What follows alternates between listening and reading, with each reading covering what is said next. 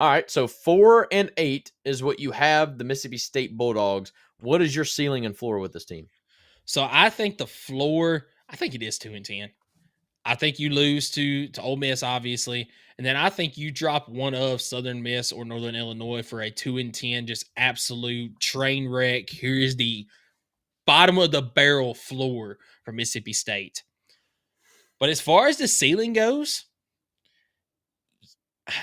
you could shock Arizona State in week 2.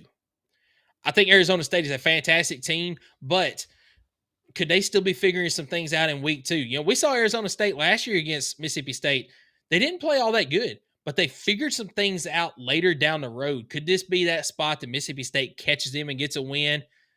So I think that they could possibly start off 4-0 on the season.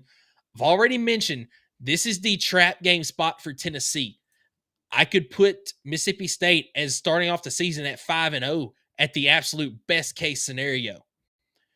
I do think they lose to Texas A&M. Regardless, Florida, I'm gonna say a loss there.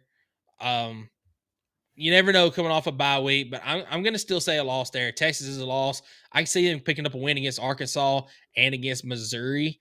So when you add that up, you got 5, 6. I'm gonna say 7-5 for them as well. Is the ceiling for this team, and you've got to consider. I would consider 5-7 an absolute success for Jeff Lebby when you consider what they've got on the schedule, as well as what he's had to do while being there at Mississippi State, having to rebuild after the unfortunate loss of Mike Leach, and then the just stupid in-house hire of The defensive coordinator. yeah, I can't even remember his name now. But I think that if you go 5-7 this year at Mississippi State, that is a success. 7-5, you would be ecstatic with. That's what I've got my ceiling as for Mississippi State.